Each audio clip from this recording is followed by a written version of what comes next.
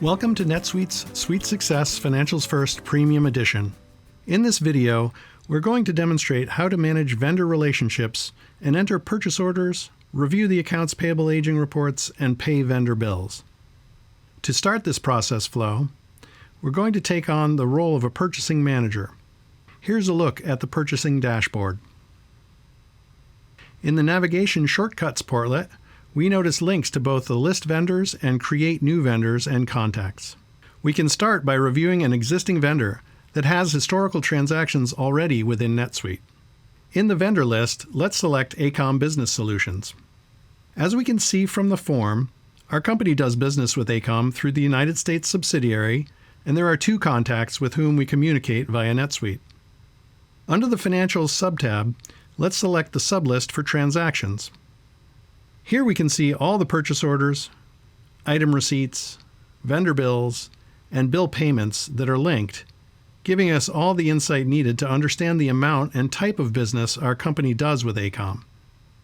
Under the Items sublist, we can also see what vendor items are purchased from AECOM, as well as the current pricing for each. If we look to the top left of the screen, you'll see a half-circle gauge that looks like a speedometer. Let's go ahead and click that link, which opens the vendor dashboard.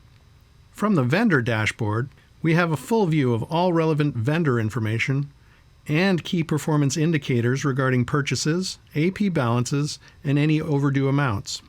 These vendor-specific dashboards are very useful when we're managing the relationship on the phone or during internal meetings when vendor selection is on the line. We can see that there's a vendor bill that's past due. By clicking on the link directly from the portlet, the specific list of open bills is displayed. We can isolate the past due vendor bill in order to drill down directly for further investigation. We're now able to get to the root of the problem and act on the issue without having to first sort through other systems and paperwork. Let's send an internal or vendor communication from the overdue bill to start the process of payment or cancellation right away. When we return to the vendor dashboard, you'll see the links that give access to purchase, financial, and transactional reports. These links are filtered here to include only the output results related to my AECOM vendor relationship. Now let's walk through the process of entering a new purchase order for AECOM. While we're on the vendor dashboard, we can select the Enter Purchase Orders link from the Transactions section to begin the process. Since we're hitting this link from the vendor dashboard, there's no need to enter any information about AECOM except what items I'm interested in purchasing at this time. We can go ahead and select the Dell 24-inch monitor that we saw on the items list before for this vendor. Notice when we select this, all of the line item fields in the purchase order automatically populate with the information stored on the item record definition, like description, price, on-hand, and available quantities. This automation greatly reduces data entry and increases accuracy and consistency in purchasing items over time.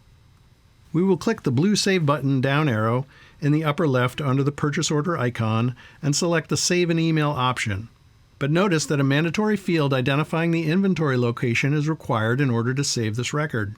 We can select the US 1 warehouse and save and email this purchase order directly to AECOM. Now we can take a quick look at the AP aging report, enter the vendor bill, and pay it to wrap this up. One click on the AP Aging tile icon launches the AP Aging report for all vendors that our company manages. All the vendor balances are right here in one report with 5 date range columns in increasing age. If we navigate to Vendors, Purchases, Bill Purchase Orders, we'll see that we can filter this list by vendor. If we select AECOM, we find our PO on the list. We can go ahead and select that and then hit the Submit button to create a vendor bill without having to enter any new data at all. We can click on the blue Save button and the purchase order and vendor bill are now linked. The only thing we have left to do now is pay the bill. Let's make it quick by simply hitting the Make Payment button at the top of the bill from right here. From the bill payment form, we select the cash account. I can enter any memo I want on the payment.